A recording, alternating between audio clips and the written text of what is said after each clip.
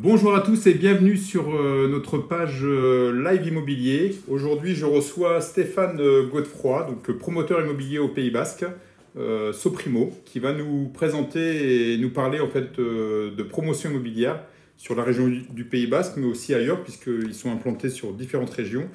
Voilà, donc je vais donner la parole à Stéphane Godefroy. Bonjour Stéphane. Bonjour Wilfried. Tout d'abord, je te remercie de m'accueillir aujourd'hui. On va essayer pendant cette petite heure de vous présenter, déjà de me présenter moi-même, de présenter la société Soprimo, comment on a été créé, qu'est-ce qu'on est aujourd'hui et où on va demain. Et puis d'une manière générale de vous parler un peu du métier de la promotion immobilière pour les jeunes qui souhaiteraient nous rejoindre. Parler aussi du monde de l'immobilier et du bâtiment d'une manière générale sur la côte basque et en France. Donc on va essayer de répondre à toutes vos questions que vous aurez la gentillesse de nous poser en direct.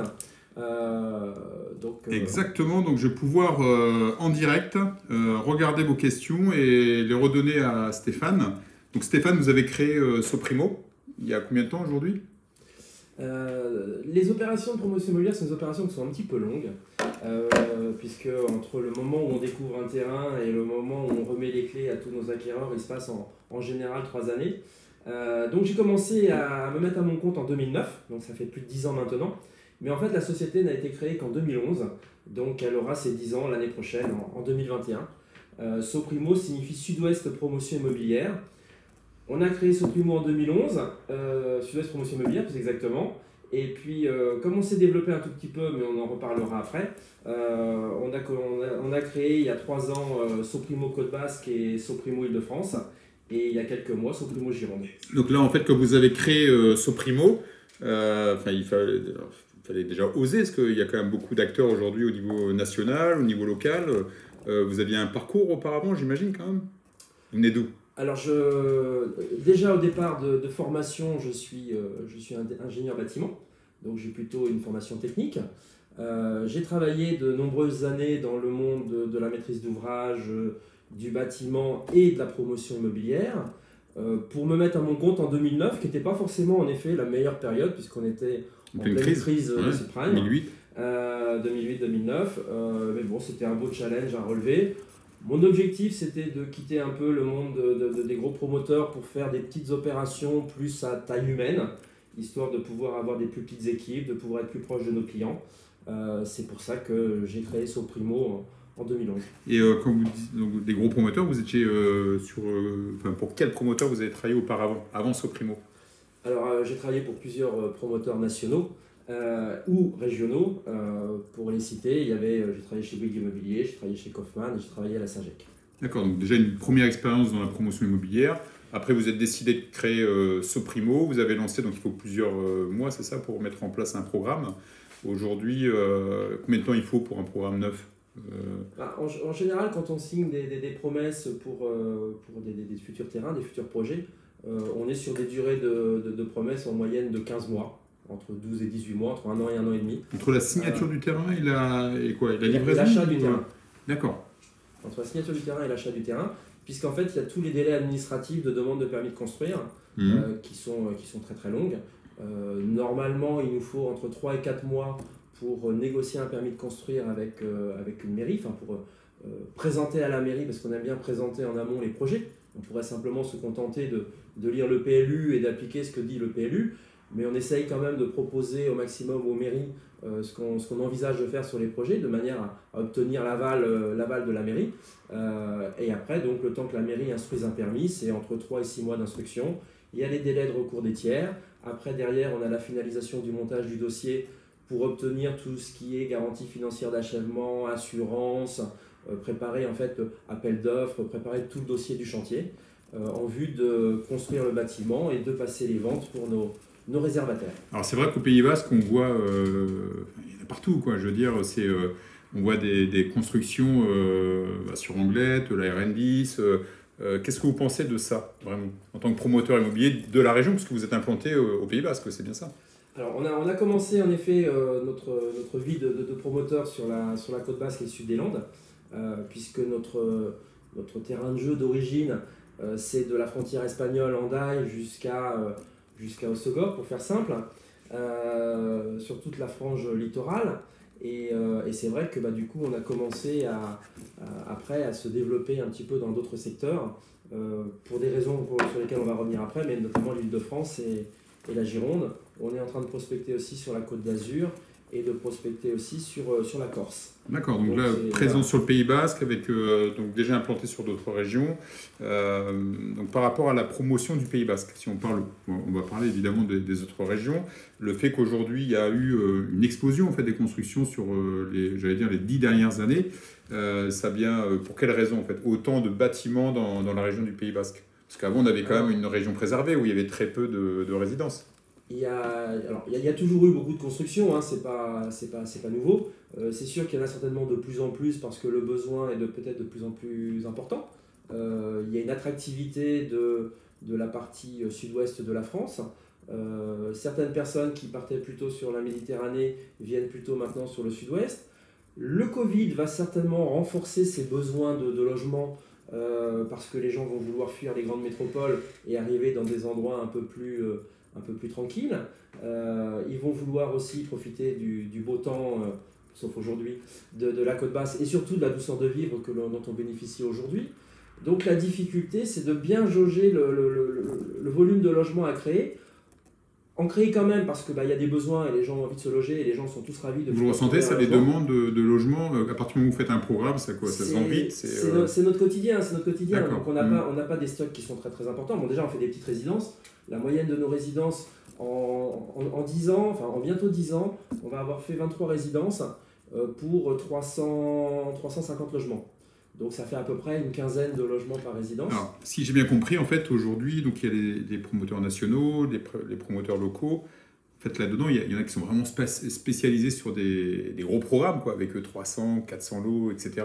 Alors, et aujourd'hui, il y a des promoteurs qui sont plus concentrés sur les petits programmes. Alors, c'est sûr que les promoteurs qui font des programmes de 300-400 lots, il y en a, hein, c'est bien entendu, mais ce n'est pas la majorité. Malgré tout, même les gros promoteurs nationaux ici vont sur des opérations beaucoup plus modestes, d'une quarantaine ou d'une cinquantaine de logements. Nous, c'est un peu notre plafond. On va construire jusqu'à 30 ou 40 logements, mais après, je considère que c'est trop gros pour nous, je ne veux pas y aller. Mais voilà, donc chacun va construire en fonction aussi de ses structures. C'est vrai que les promoteurs nationaux, ils ont beaucoup plus de personnel que nous. Nous, on est sur des petits effectifs. Et donc, c'est pour ça qu'on ne peut pas gérer non plus 100 ou 200 logements par an. Donc on va plutôt privilégier les petites résidences. À savoir quand même que les gros promoteurs vont faire en moyenne 200 logements par an. Nous, on va en faire 50, donc on est 4 fois plus petit. Mais c'est pas du 400 logements. Il ne faut pas s'imaginer que les programmes de 400 logements, il y en a, mais ils restent très très rares. Et puis à ce jour, la demande sur la côte basque, elle est réelle. Hein. Je ne connais pas un promoteur qui a des stocks à vendre énormes, des logements locatifs qui sont vides, je n'en connais pas. Il y a des secteurs en France où il y a eu ce genre de problème. C'est la raison pour laquelle l'État a mis en place la loi Pinel en privilégiant les endroits à forte demande. Mais sur la côte basque, on n'a pas ce phénomène. Alors après, il faut trouver le doux équilibre entre produire quand même pour satisfaire la demande, puisque tous les jours, encore cette semaine, j'ai signé une vente avec un jeune qui cherchait depuis 2 ans un petit appartement pas très très cher. On a réussi à lui en trouver un sur un petit programme qu'on avait dans l'arrière-Pays Basque. Il était ravi de pouvoir avoir ses clés, de pouvoir habiter là, et donc voilà, donc il y a de la demande et les gens ont des difficultés quand même pour se loger, donc il faut encore que l'on produise en protégeant et en sauvegardant au maximum notre environnement, puisque notre but n'est pas de dénaturer non plus le paysage de la côte basque. Donc, justement sur l'environnement, aujourd'hui on le voit de plus en plus, il y a des promoteurs qui commencent à construire avec des normes, on va dire plus verts, quoi, j'allais dire. Est-ce qu'aujourd'hui vous avez des directives par rapport à ça sur vos lancements de résidences? Est-ce que vous êtes obligé de mettre des arbres ou pas, par exemple? Alors, il y a en effet des demandes de plus en plus importantes de la part des mairies, puisque aux dernières élections, il y a eu de plus en plus de mairies écolos.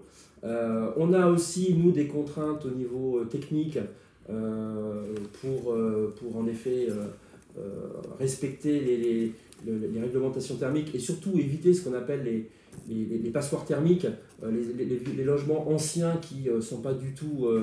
qui sont très consommateurs d'énergie. C'est un peu comme le monde de l'automobile. Dans l'automobile, les voitures aujourd'hui sont de plus en plus propres. Les voitures anciennes polluaient énormément. Et dans le logement, c'est exactement la même chose. Les logements anciens ne sont pas forcément efficaces en termes d'isolation thermique en termes de consommation, et plus ça va, plus on va aller vers des logements qui sont neutres en consommation d'énergie. Donc en fait, vous participez à ce développement d'une certaine manière à travers la construction de vos résidences. Je pense qu'on a tous intérêt à protéger notre planète et donc à essayer de limiter nos consommations et toute la création de gaz à effet de serre et compagnie. Alors, ce que je ne comprends pas, c'est pourquoi aujourd'hui, alors pas vous directement, mais pourquoi l'ensemble des promoteurs sont mal aimés, quoi. Aujourd'hui, il y a sans arrêt des reproches de construction. Moi, je le vois sur les réseaux sociaux, notamment sur le Pays Basque. Tout le monde nous dit, voilà, il y a de la construction. Enfin, pour quelles raisons, vous savez, vous le ressentez dans votre vie de tous les jours? Oui, bien sûr. On n'est pas toujours bien accueillis, parce que c'est sûr que quand on vient faire une résidence à côté d'autres maisons, même si on essaye au maximum de limiter l'impact dans l'environnement, et on essaye d'avoir des résidences qui s'intègrent au mieux à leur propre environnement, les gens ne sont jamais très contents d'avoir du changement à côté de chez eux. Mais que ce soit dans le monde de la promotion, mais dans le monde de la construction d'une manière générale. Vous allez faire une nouvelle route, vous allez faire une nouvelle voie de tram, vous allez faire un nouveau parking, vous allez faire n'importe quoi. Dès qu'il y a du changement autour des gens, les gens n'aiment pas. Et puis il y a aussi parfois des images de promoteurs qui ne sont pas forcément très très reluisantes, qui ne participent pas à la belle image de notre métier, qui est pourtant un très très beau métier, et pour lequel j'encourage les jeunes à nous rejoindre. Et puis on a tous besoin de logement. C'est bien beau de tirer sur les promoteurs, mais on a tous besoin de logement. Aujourd'hui, je pense que tout le monde a vécu un jour dans un appartement. Il doit y avoir à peu près 50%, je n'ai pas les chiffres exacts, mais 50% des gens qui vivent en maison, mais 50% en appartement. Les appartements, ils ont été forcément construits par des promoteurs à un moment donné. Donc on a besoin des promoteurs, comme on a besoin de tout type de métier, mais il y en a qui créent des jalousies. C'est vrai que quand on s'imagine le promoteur, on a toujours l'impression c'est celui, on regarde la résidence, il l'a vendu très cher, il se fait beaucoup d'argent, j'allais dire. Est-ce que c'est vraiment le cas? Aujourd'hui, j'imagine que votre métier il est beaucoup plus complet que d'arriver à la vente. Vous avez acheté le terrain, il y a tout un... Comment ça se passe en fait pour un promoteur, le quotidien d'un promoteur? C'est une aventure de 3 ans. Hein. On parlera tout à l'heure, j'imagine, du Covid un tout petit peu. Ouais. C'est vrai que le Covid va peut-être nous impacter. Pour l'instant, on n'a pas toutes les répercussions. On a eu quelques répercussions qui sont des ralentissements sur des chantiers ou autres. Mais c'est vrai qu'on a été ralenti pendant 2 mois. Sur une opération qui dure 3 ans, c'est finalement très très peu. Ouais. Donc on a continué, nous, à travailler quand même malgré le Covid, beaucoup moins rapidement que d'habitude. Mais voilà, donc c'est 3 ans de travail avec différentes étapes. Donc c'est quand même un métier différent à chaque fois. Au tout début, c'est du virtuel, puisqu'on prépare tous les dossiers sur plan. Donc vous achetez le terrain. Voilà. J'imagine que vous cherchez un terrain déjà. Comment ça se passe? Est-ce que je vois mon terrain, je viens à vous, ou c'est plutôt vous qui prospectez pour avoir un terrain et un projet? Les deux. D'accord. Soit c'est nous qui faisons de la prospection directe pour trouver des fonciers, soit on travaille avec tous nos partenaires d'agences immobilières qui eux-mêmes peuvent nous apporter des terrains sur lesquels des projets immobiliers sont envisageables, ou tout simplement des particuliers qui ont un terrain, qui ont vu qu'il y avait des résidences qui s'étaient construites à côté de chez eux et qui peuvent nous appeler directement pour proposer leur terrain. Donc au tout début, on fait une étude sur le terrain, on voit ce qu'on peut y construire. On essaye de voir si ça correspond avec les demandes de la mairie, parce qu'il y a ce qui est écrit dans le PLU et il y a ce que veulent les mairies, ce qui n'est pas toujours évident à analyser. Et puis ensuite, on avance sur le projet, on prépare le projet, on dépose un permis de construire, on fait toutes les démarches pour l'obtenir, parce qu'il y a énormément d'éléments sur un permis de construire, énormément de corps d'État qui interviennent sur les études, que ce soit sur les études thermiques, les géomètres, les architectes, donc il y a plein de corps de métier qui interviennent sur la partie amont. Et puis ensuite, on s'occupe de toute la commercialisation. On prépare les plans de vente, les plaquettes commerciales, la publicité, tout ça, pour vendre nos logements sur plan, en vente en état futur d'achèvement, en VFA.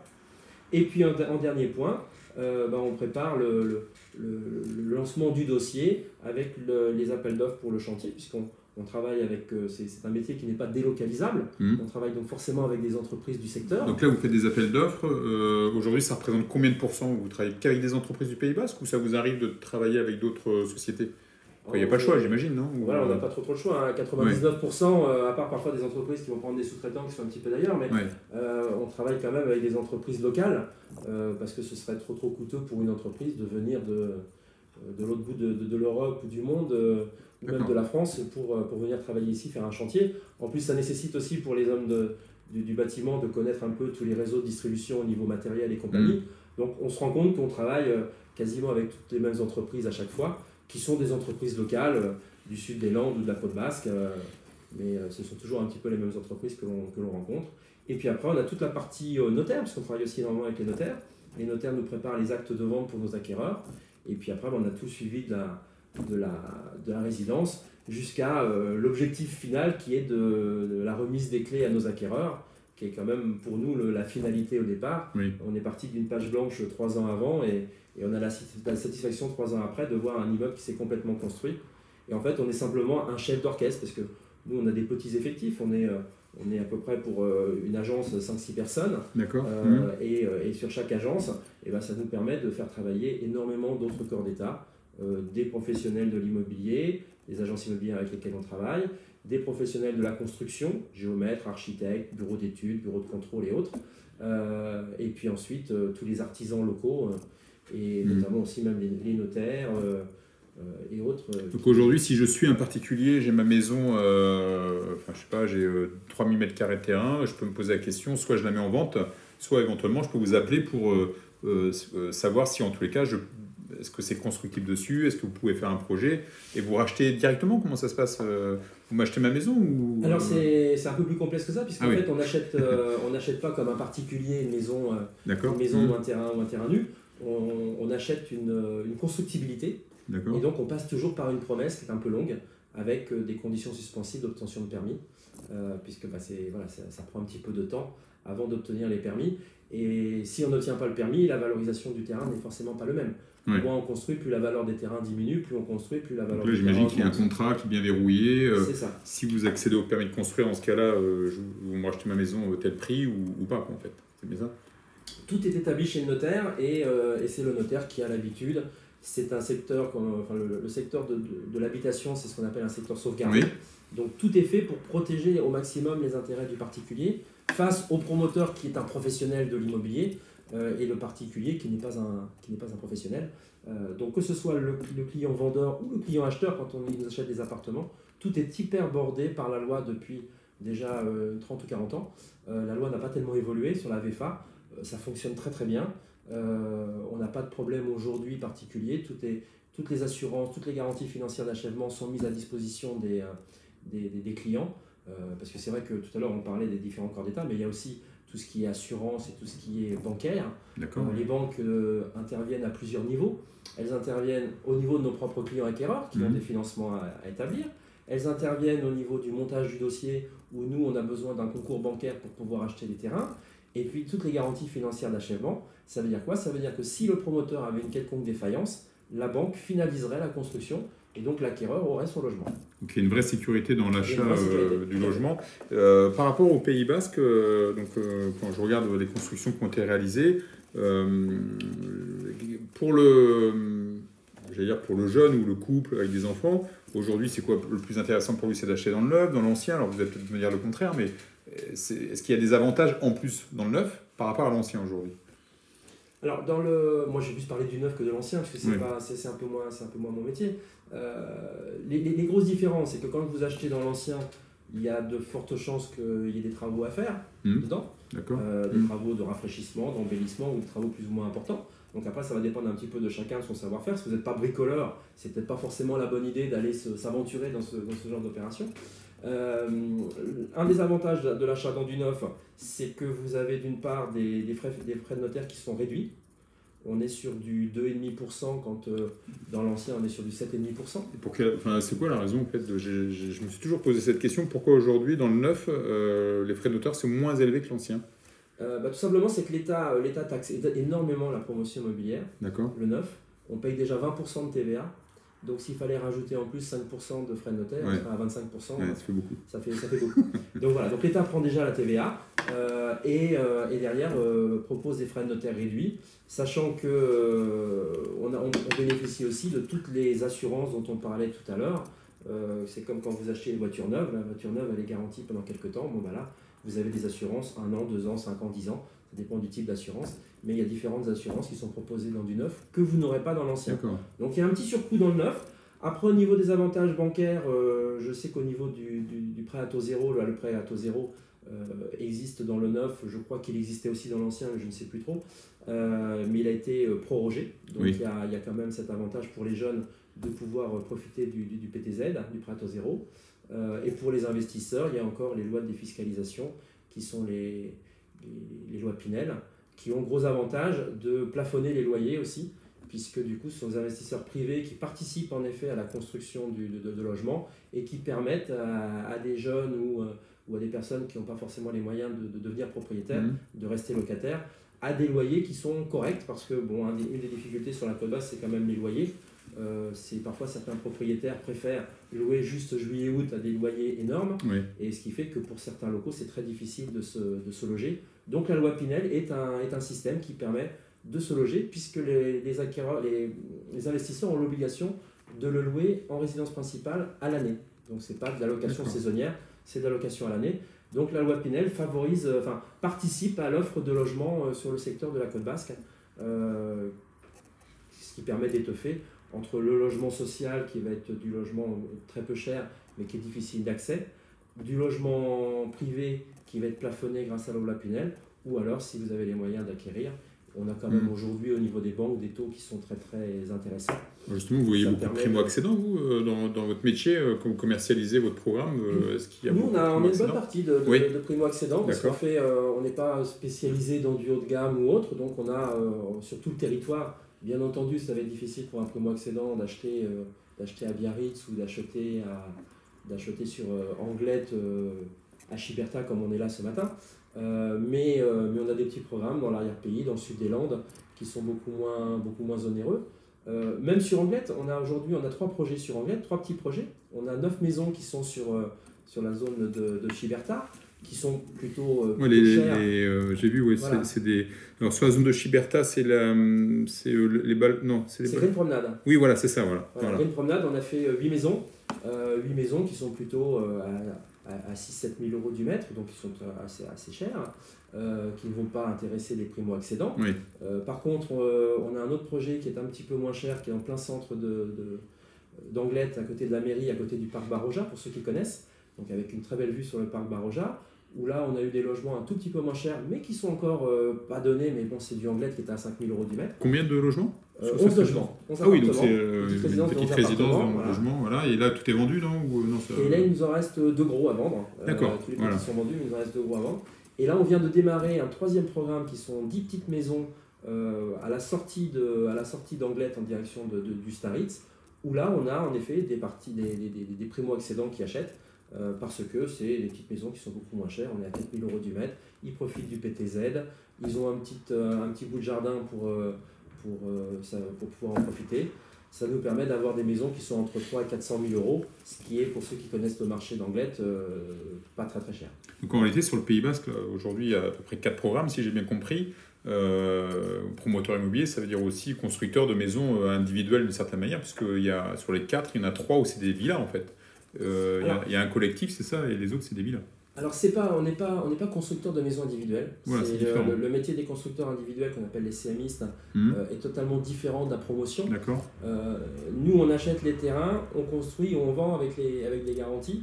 Ce qui ne veut pas dire que les CMistes n'ont pas de garantie, loin de moi cette idée, mais eux ils sont simplement constructeurs, les CMistes, ils n'achètent pas le terrain, c'est vous en tant que particulier qui achetez un terrain et qui faites construire. Voilà, c'est ça. Vous pouvez faire intervenir soit en effet un architecte, soit un constructeur de maisons individuelles, mais qui ne sont que des constructeurs. D'ailleurs on aura un constructeur de maisons individuelles qui sera notre invité au mois de janvier, qui sera Martine Gibas de IGC. D'accord, que je connais très bien aussi. Voilà.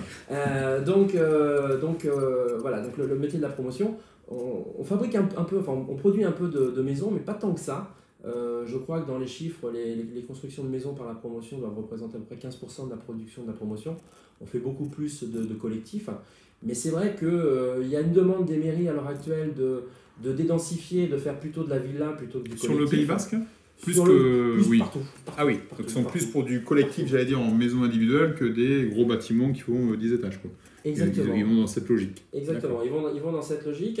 Alors après, attention, parce qu'à force de dédensifier et de proposer que de la maison, il ne faut pas oublier non plus les gens qui veulent acheter des petits appartements. Oui. Parce qu'il y en a, et aujourd'hui, ma crainte, c'est qu'on a une raréfaction de l'offre et qu'on ait une augmentation des prix.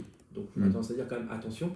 Mais cette demande est un peu générale. Moi je l'ai rencontrée, en effet on a trois projets même de villas, puisqu'on en a 2 à Anglette et 1 à Saint-Jean-de-Luz. Donc on a 3 projets de villas dans le secteur.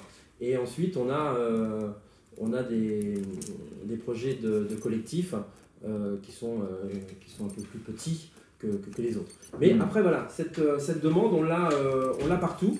On a un client qui veut venir. Ouais. C'est les aléas du direct. Donc je disais que les villas, on en a un petit peu partout. On a une demande notamment sur la région bordelaise où on nous a demandé de faire plutôt de la villa plutôt que du collectif. Mais même en région parisienne, on s'oriente aussi un peu vers ça. Ça fait partie des effets Covid où les gens veulent avoir un petit bout de jardin, un petit bout d'extérieur. Et c'est vrai que le fait de la production de villas par des promoteurs permet d'avoir ce qu'on appelle un peu des maisons en bande ou des maisons mitoyennes qui permettent densifier un peu plus les terrains et donc du coup de diminuer les prix et d'offrir un peu plus de monde la possibilité d'accéder à la maison. Mais voilà, même pas oublier les collectifs. Donc là aussi, il y a des résidences que vous avez livrées, là, c'est sur le secteur du Pays Basque. Voilà, c'est quoi votre ressenti? Je veux dire, des personnes qui sont venues aménager, est-ce que c'est des personnes d'ici? Est-ce que c'est des personnes qui viennent d'autres régions sur le marché de l'immobilier? On a la chance, nous, de fonctionner énormément dans notre mode de commercialisation avec les agences immobilières locales. Oui. Donc on a en majorité des acquéreurs locaux du fait de notre mode de communication, puisqu'on ne va pas forcément communiquer sur Paris, sur Bordeaux et compagnie, on va plutôt communiquer en local.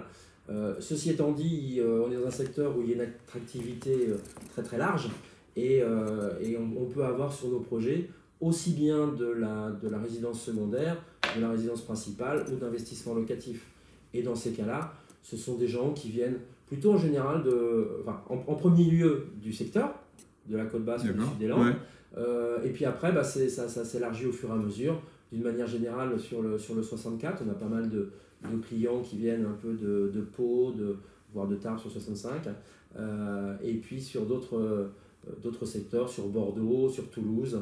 On reste quand même sur le sud-ouest. On a quelques clients parisiens aussi, mais qui sont en général des clients qui ont une relation avec le Pays Basque, soit ils y sont nés, ils sont partis à Paris pour des raisons professionnelles, soit ils ont eu l'habitude d'y venir régulièrement en vacances.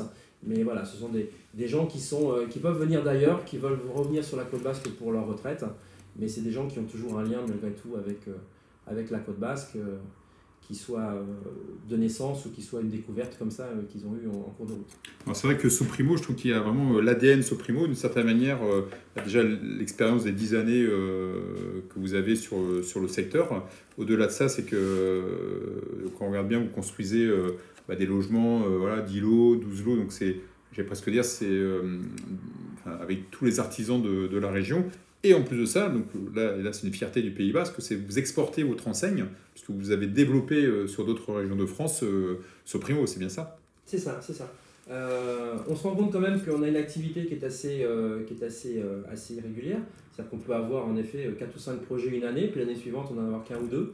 Donc on s'est demandé s'il fallait qu'on grossisse localement. On n'a pas voulu grossir localement, donc on s'est plutôt orienté vers un étalement au niveau géographique, à créer d'autres agences. Donc ça a plein d'avantages pour nous, ça va nous permettre déjà ça va avoir un côté enrichissant, déjà à titre personnel, puisque d'aller étudier des dossiers sur Bordeaux, sur le bassin d'Arcachon, sur la région parisienne, sur la Côte d'Azur et autres, c'est intéressant, ça me change de mon quotidien. Ça permet aussi de recruter des nouvelles personnes qui viennent étoffer les équipes de Soprimo, qui apportent leurs propres connaissances, leur propre expérience. Là, on a recruté début novembre un directeur d'agence sur Paris et un autre sur Bordeaux. Donc voilà, ça permet d'avoir un échange d'informations, un échange d'expériences. Ça nous permet aussi, nous, de globaliser un peu plus les choses et donc du coup de mieux négocier certaines parties que peuvent faire les gros promoteurs que nous, à notre petite échelle, on aura du mal à faire. Ça nous permet d'avoir plus de volume et de pouvoir négocier, que ce soit au niveau des matériaux, que ce soit au niveau de la communication, des tarifs un peu plus intéressants. Et puis voilà, et puis ça permet aussi de lisser notre activité. Donc là, c'est vraiment un objectif de développer votre marque et lisser l'activité. Ce qui est intéressant aussi pour le Pays Basque, c'est le siège social, il est ici, il est basé, si j'ai bien compris, vous mettez tout ce qui est administratif ici pour développer sur d'autres régions, c'est bien ça? C'est ça, comme en fait on a un système d'activité qui peut être assez irrégulier. L'objectif, c'est que chaque agence soit plutôt équipée avec le minimum de personnes. Donc les agences, il y aura 2-3 salariés maximum. Et que le maximum de choses puisse être fait à partir du siège. Ça nous permet donc de globaliser toutes les demandes. Ça nous permet aussi d'agir là où il y a besoin d'agir. C'est-à-dire que moi, je vois tout le service de prospection, il est ici, avec l'appui bien entendu des locaux, mais on a un service de prospection qui est ici. On arrive à négocier des terrains à partir d'ici sur Bordeaux, sur Paris ou autre. Et donc ça me permet moi de dire à mes services, on met l'accent sur tel secteur parce qu'on a besoin de renforts. Et puis par contre, là, il y a un peu moins d'activité en ce moment, vous allégez. Donc ça permet aussi de mieux lisser, de mieux optimiser les coûts de fonctionnement de la société. Donc là, en fait, si aujourd'hui, je vis au Pays Basque, j'ai envie d'acheter un logement, je passe par Soprimo. Et si je veux investir justement sur d'autres régions, je peux aussi passer par vous directement? Je peux vous contacter? Si je veux investir un appartement à Paris ou ailleurs Tout à fait. Si tu veux aller passer tes vacances en Corse, on va avoir quelques petits logements ça, on en a parlé bientôt. Ça va être la négociation. Ça va être la négociation, parce que bon, le live, c'est pas gratuit non plus. Hein, c'est sûr. Alors, donc, non, c'est vrai que l'avantage aussi pour nous de nous développer, c'est aussi de nous faire connaître, parce que les gens, quand ils achètent avec un promoteur, ils s'engagent sur leur futur logement. C'est pas une baguette de pain, hein, le ticket moyen, il doit être à 200-250 000 euros pour acheter un bien aujourd'hui. Donc ça veut dire que c'est quand même un gros investissement. Il y en a certains pour lesquels ça va être l'investissement de leur vie. Ils ne vont pas forcément acheter des cinquantaines de logements. Donc c'est vrai que les gens ont besoin d'être assurés. Et le fait de voir que on existe, qu'on fait plein de projets à droite à gauche, qu'on fait des petits projets à taille humaine, ça les rassure. Et puis voilà, donc ils vont peut-être, j'espère, dans quelques années, on n'aura pas la notoriété des grands groupes nationaux, mais j'espère que quand en effet ils auront acheté avec Soprimo leur résidence principale, ils pourront investir un appartement dans une autre région ou dans la même région pour faire de l'investissement locatif ou pour une résidence secondaire ou pour tout ce que l'on veut. Ils seront au moins rassurés de connaître l'interlocuteur. Et c'est aussi un peu l'intérêt d'avoir ce développement au niveau national pour nous. Et alors justement, tout à l'heure, on parlait vous avez recruté récemment chez Soprimo, un directeur d'agence à Paris et un autre à Bordeaux. Aujourd'hui, est-ce que Soprimo recrute? Qu'est-ce que vous pouvez conseiller aux jeunes qui voudraient se lancer dans la promotion par rapport à votre parcours? Alors c'est vrai que le monde de l'immobilier d'une manière générale a la chance aujourd'hui d'avoir des formations qui existent, ce qui n'était pas le cas à notre époque. À notre époque, les directeurs d'agence de promotion immobilière ont des cursus très très différents. Il y en a qui sont plutôt issus du monde du commerce, d'autres qui sont plutôt issus du monde de la construction, d'autres qui sont issus d'autres métiers comme des géomètres, des architectes ou autres qui ont fini par faire de la promotion immobilière. Donc il n'y avait pas de formation spécifique sur l'immobilier à l'époque, même au niveau des commerciaux. Il y en a beaucoup qui avaient une autre activité par le passé et qui sont venus au monde de l'immobilier parce que ça les a intéressés, ça les a attirés. Aujourd'hui, il existe des formations, enfin énormément de formations. Et nous, en ce moment, on a quand même 3 stagiaires qui nous accompagnent, qui font de l'alternance, qui sont en alternance. Donc, c'est pas des stagiaires. Trois alternances de votre société. 3 alternances, voilà, c'est pas des personnes qui viennent de Bayonne, pour 3 mois, qui sont du secteur, bien entendu, des jeunes du secteur, à qui on va mettre un peu le pied à l'étrier. Donc, on a 3 stagiaires. 2 sont là pour 1 an. Et dans la 3e, elle était déjà là avec nous l'année dernière et elle a signé pour 2 ans. Donc, elle va vraiment avoir une formation en alternance de 3 ans avec Soprimo, qui est plutôt intéressante, puisque aujourd'hui, je crois que c'est à peu près entre 1 tiers et 1 quart à l'école, selon les années, entre 1 tiers et 1 quart à l'école, et le reste dans l'entreprise, confronté au monde réel.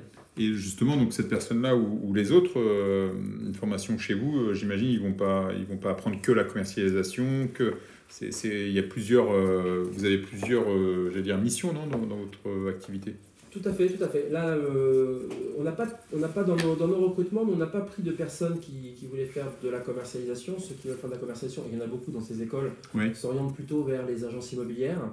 On a des personnes, les 3 personnes, on a 2 au niveau de la prospection foncière, parce que je trouve que c'est intéressant de pouvoir voir au niveau de la prospection foncière, parce que c'est là où on imagine tout ce qu'on pourrait construire sur un bâtiment, donc ça leur permet de comprendre les règles de construction, les règles d'urbanisme. Ça leur apprend à lire un PLU, c'est quand même plus instructif. Et puis la 3e personne m'assiste moi au niveau du montage, puisque comme je suis en plein développement un petit peu partout, je n'ai pas forcément le temps de pouvoir tout faire ici, donc elle m'assiste aussi au niveau local. Mais au niveau commercial, non, on n'a personne pour l'instant. C'est que soit prospection foncière, soit montage des dossiers. Oui, donc dans la mise en place des dossiers, là vous parliez du PLU par exemple, vous êtes confronté tous les jours au PLU de chaque mairie, j'imagine, parce que vous négociez avec chaque mairie. Les PLU, si on parle d'anglais, ça a beaucoup changé, non, ces dernières années? Les PLU évoluent tout le temps, ils évoluent déjà en fonction des lois. Il y a la loi Allure qui ont fait pas mal de modifications sur les PLU. Les mairies aussi, en fonction du développement de leur ville, vont faire modifier leur PLU. Donc voilà, c'est en réelle évolution.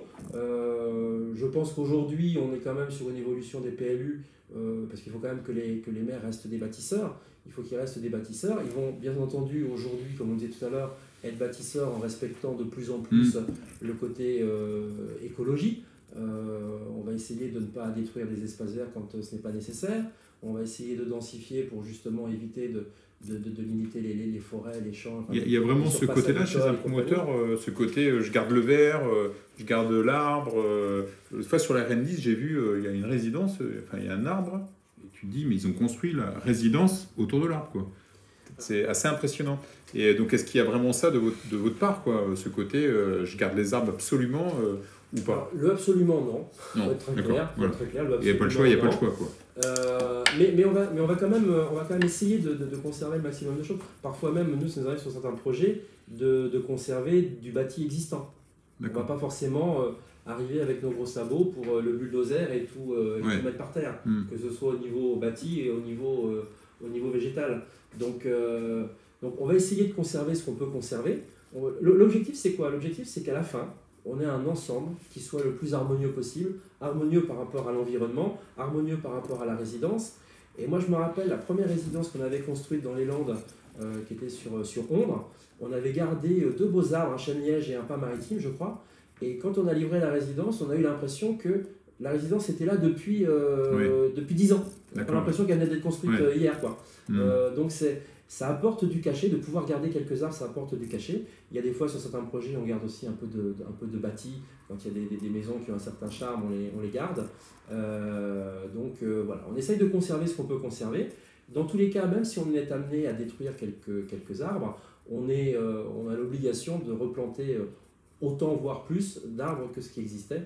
Et voilà, l'objectif, c'est que l'ensemble, à la fin, soit plutôt harmonieux, sympathique et agréable à vivre, puisque c'est... Voilà, notre objectif, c'est que nos clients nous rachètent demain. Donc, s'ils ne sont pas contents de leur espace de vie, ils ne nous rachèteront pas. Donc, on est attentif à tout ça. Même si on n'en donne pas l'impression souvent, on y est attentif. Et le premier projet de Soprimo, il est où Le premier projet, c'est une petite résidence qui s'appelle Luce Esquirots, qui est à Ondres, de 22 logements, qui est dans un secteur pavillonnaire. Donc, c'est un petit collectif dans le secteur pavillonnaire qui, pour moi, s'intègre parfaitement bien.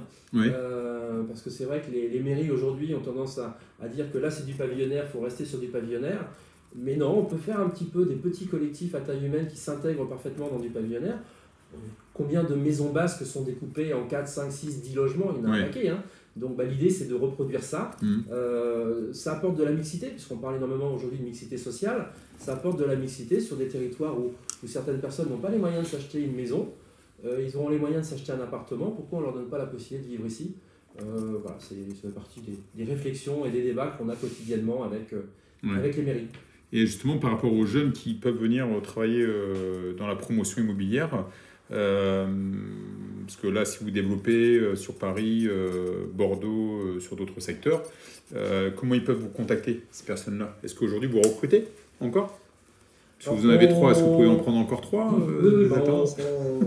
on recrute, puisque justement les agences de Paris et de Bordeaux sont en pleine création. Donc dans le courant de l'année 2021, on va recruter. D'ici fin 2021, on aura peut-être 1 ou 2 agences supplémentaires, je ne sais pas encore, ça dépendra de l'avancée des dossiers. Donc on sera forcément en recrutement. On a recruté là dernièrement aussi une comptable. Donc comme on est en plein développement, on va forcément avoir du recrutement. On est en train de refaire notre site internet, puisque justement toutes ces évolutions aussi au niveau de la communication sont un petit peu différentes de ce qu'on avait avant. Donc on est en train de refaire complètement notre site internet. Et sur notre site internet, il y aura un onglet au niveau des ressources humaines où les gens pourront peuvent venir nous envoyer leur CV en fonction des demandes que l'on aura. Vous êtes le 3e invité en fait et les 2 premiers de la même manière ils recrutent. Donc c'est très rassurant parce qu'en fait on nous dit qu'il y a du travail dans l'immobilier, puisqu'il y en a, que ce soit l'agence immobilière Stéphane Plaza, le courtier en prix immobilier CAFPI ou vous, à chaque fois ce qu'on me dit c'est on peut recruter bien évidemment dans l'immobilier. Dans l'immobilier, même si on construit un petit peu moins, puisque là on a eu quand même une baisse des permis de construire, donc on a quand même une baisse un peu d'activité d'une manière générale, mais on va continuer à construire. Et une des difficultés qu'on a nous en tant que promoteurs, c'est aussi de trouver des entreprises pour construire. Les entreprises ont du mal à recruter des jeunes pour venir les rejoindre, donc pour les jeunes aussi qui cherchent du travail, qui sachent que dans le milieu de la construction, que ce soit pour faire du gros œuvre, de la maçonnerie, ou que ce soit pour faire de la plomberie, de l'électricité, du carrelage, ou tous les corps d'État qui peuvent apparaître dans un immeuble, toutes les entreprises cherchent des salariés compétents et ils ont du mal à en trouver. Ils ont du mal à en trouver, Ils ont du mal à en trouver aujourd'hui. Et nous, du coup, ça nous gêne parce que on n'a pas assez d'entreprises pour construire nos résidences. Donc en fait, quand on parle d'une résidence, par exemple, tout à l'heure, je crois que c'est 11 logements, c'est ça, pour construire une résidence de 11 ou 20 logements, ça représente combien d'emplois sur toute cette période de construction? Ça doit représenter... j'ai jamais calculé, mais c'est important quand même. On l'a jamais calculé, non, c'est sûr, je l'ai jamais calculé, mais c'est vrai que déjà rien que pendant la période de construction, pendant 1 an, c'est à peu près entre 5 et 10 personnes qui vont travailler en permanence, donc c'est au moins 5 à 10 emplois pour un petit chantier déjà sur une année. Et puis à côté de ça, il y a tous les autres corps d'État. Quand on fait les réunions de chantier, on a un bureau de contrôle, on a des bureaux d'études au niveau de la structure, au niveau des fluides. On est obligé aujourd'hui de respecter les réglementations thermiques pour avoir des bâtiments qui soient basse consommation. Donc il y a des bureaux d'études. Donc toutes ces personnes-là, on pourrait presque dire qu'un logement, c'est un emploi. Ouais, d'accord. 11 logements, 11 emplois. Donc 11 logements, 11 emplois, et plus les résidences sont grandes, bien entendu, plus il y a d'emplois. Au moins au niveau de la fabrication, parce qu'après, que le projet soit petit ou qu'il soit gros, l'architecte, il a un peu le même boulot, nous, on a un peu le même boulot. Qu'on suive une résidence de 10 logements ou une résidence de 50 logements, c'est un peu le même travail. C'est un peu plus long d'en suivre 50 que d'en suivre 10, mais c'est une réunion de chantier toutes les semaines, c'est les mêmes problèmes, les mêmes intervenants, le même travail. Ouais. Et sur l'ensemble des... Là, vous en avez 4, mais vous en avez plus, c'est ça, donc de logements en ce moment, vous construisez combien de résidences en ce moment au niveau national? Au niveau national, on avait là sur l'année quasiment 10 résidences. On en a livré 2 cet été, une à Cap-Breton et une à Sorts-Saussegor. On en a démarré une là au mois de septembre sur Anglette, les petites maisons dont on parlait tout à l'heure. Et donc il nous reste 4 chantiers en cours sur la côte basque et 4 chantiers sur l'Île-de-France. Très bien. Et sur la côte basque, je regardais, donc à Saint-Jean-de-Luz, c'est ça? Ouais. Vous avez, donc il vous reste quelques maisons, c'est ça? C'est des T3, T4? En fait, on a fait des petites maisons T3, T4, T5 sur Saint-Jean-de-Luz. On a démarré le chantier à l'été dernier. Là, les maisons sont à moitié construites, il est situé où? Hors d'air. Il est situé on est à 800 mètres du centre-ville, juste derrière le rail à rail sur la Nationale 10. Ah oui, il est situé avenue d'Elgue. Enfin, c'est une avenue, c'est une impasse en réalité, mais c'est une avenue. Donc on n'est pas très... C'est un bon compromis, c'est de la petite maison avec des petits jardinets, petite maison mitoyenne, puisqu'on fait 3x3. Toutes les maisons neuves sont aujourd'hui réservées. Je crois qu'il y en a une qui vient juste d'être réservée. Et on va réhabiliter aussi la maison ancienne, qui faisait 300 mètres carrés, qu'on va découper certainement en 2 ou 3 logements. Dans laquelle il y a déjà 2 logements. Est-ce qu'on va en faire 2 ou 3? Je n'en sais rien. Mais on va revendre cette maison ancienne en début d'année. On va peut-être commencer à Noël, mais en début d'année, on va vendre ces logements-là aussi. Et justement, donc une maison T3, donc là-bas, combien ça vaut? On est quand même sur du Saint-Jean-de-Luz, c'est quand même le secteur les plus chers. Ça m'intéresse. On est sur du 400 000 € pour une maison T3. D'accord. Donc là, votre profil acheteur, qui c'est qui vous achète? C'est une personne qui avait déjà un bien qui revend? C'est des investisseurs? C'est ça. Investisseurs, pas tellement. C'est de la résidence principale, voire un peu de résidence secondaire, mais essentiellement de la résidence principale. Des personnes qui ont vendu un bien et qui se disent tiens, moi j'ai envie de vendre ma grosse maison que j'avais à la campagne, plutôt l'inverse, pour me rapprocher du centre-ville. Des retraités des retraités qui veulent se rapprocher du centre-ville. mais garder quand même un petit bout de jardin. Ils ne veulent pas forcément partir en appartement. Donc ça reste un bon compromis. Et à 80%, ce sont des locaux. Ce n'est même pas des gens qui viennent de Paris ou de Bordeaux ou de Toulouse. C'est en grosse partie. C'est plutôt des locaux. Ouais. Alors l'autre fois, j'ai rencontré un autre promoteur immobilier. Lui, il me disait par rapport à la promesse, alors je n'ai pas trop compris, mais par rapport à la promesse de construction sur l'année 2020 sur le Pays Basque, il m'a donné un chiffre en fait. On aurait dû faire, alors je vais peut-être dire des bêtises, 15 000 logements, et en réalité, il n'y en a eu que 7-8 000 de fait. Est-ce que c'est vrai les chiffres, je ne vais pas dire s'ils sont vrais ou pas, je les connais pas. Moi, je les ai inventés. Je les connais pas, mais ce qui est certain, c'est que 2020 n'a pas été forcément une année très très facile pour nous. Pas facile parce que il y a eu Covid, ou la Covid, qui nous a quand même ralenti. D'ailleurs, je voulais juste vous dire qu'on a toujours notre plexiglas entre nous, on respecte les gestes barrières. Et de la même manière, n'hésitez pas si vous avez des questions à nous poser, puisqu'on n'a pas eu de questions, donc tout va très bien. Je me disais, on va râler un petit peu, les constructeurs, non, rien du tout. Donc n'hésitez pas, parce que souvent sur les réseaux sociaux, ça buzz beaucoup. Et voilà, donc si vous avez des questions sur la promotion immobilière, elles seront les bienvenues. Voici voilà. Donc oui, donc pour finir sur la question de la production de cette année, en effet, je pense que cette année, on va avoir une baisse de la production, parce que il y a eu l'effet des élections qui a ralenti un petit peu les autorisations de permis de construire. Alors, pour quelle raison ? Ça, je suis toujours surpris. J'entends toujours les élections bloquent les permis de construire. Mais c'est quoi la raison en fait ? Parce que... En fait, c'est que les maires qui partent ne veulent pas signer des permis trop rapidement et que derrière l'équipe municipale ne validerait pas.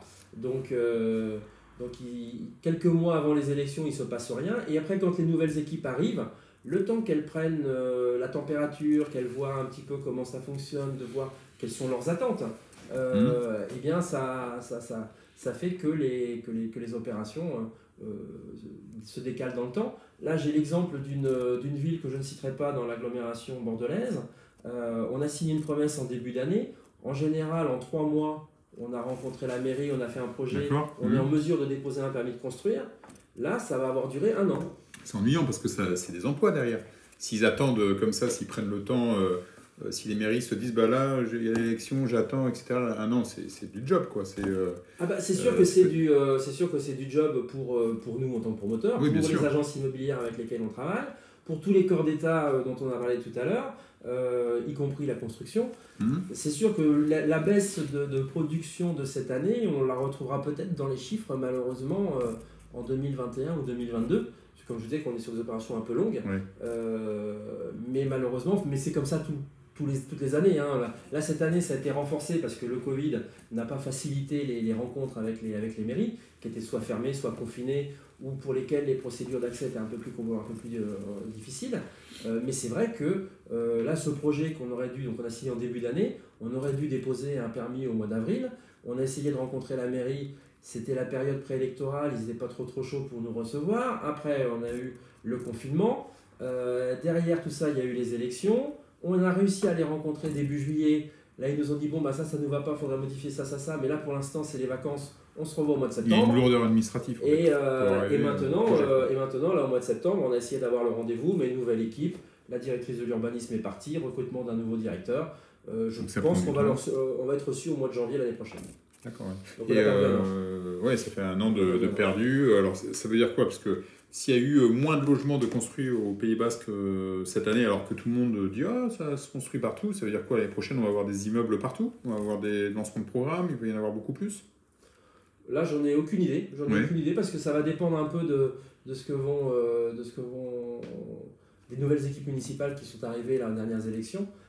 Est-ce qu'on va avoir des équipes de bâtisseurs ? Parce qu'on peut bâtir tout en respectant l'écologie et à la limite l'intérêt justement c'est de renouveler un parc immobilier peut-être un peu vieillissant, un peu consommateur d'énergie contre quelque chose de beaucoup plus moderne, de beaucoup plus écolo, de beaucoup plus parce qu'aujourd'hui on a des contraintes à tous les niveaux, que ce soit au niveau de la gestion des eaux, au niveau du thermique, enfin il y a plein de vecteurs écologiques et qui interviennent.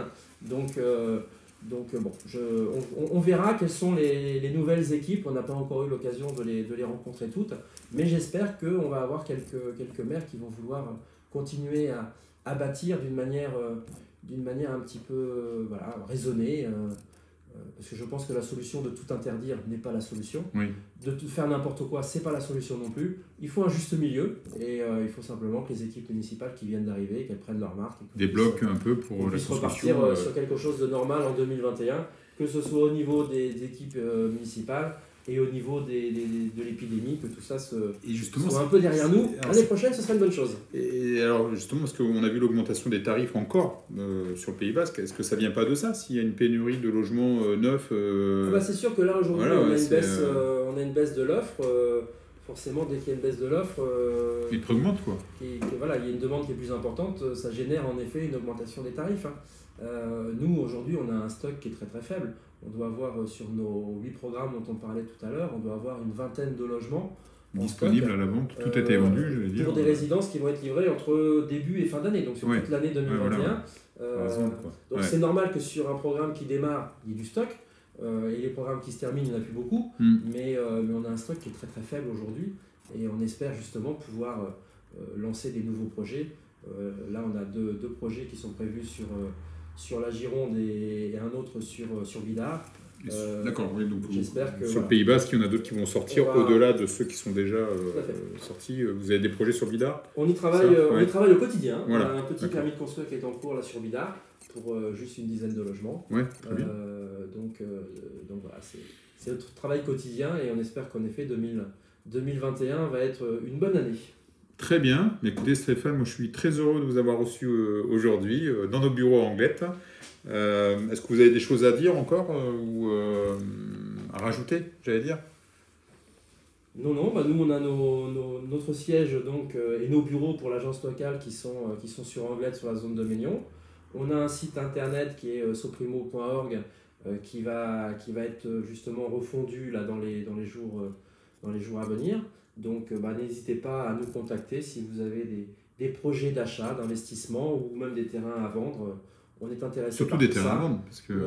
on a besoin de terrains, on a besoin de clients, on a besoin d'entreprises, on a besoin de tout le monde. Bien sûr, on n'est pas méchants, on ne mord pas, vous pouvez venir nous voir, il n'y a pas de problème.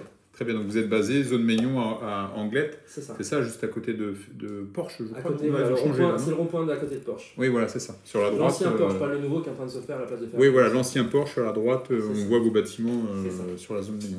Merci beaucoup Stéphane, à très bientôt. Je vous en prie.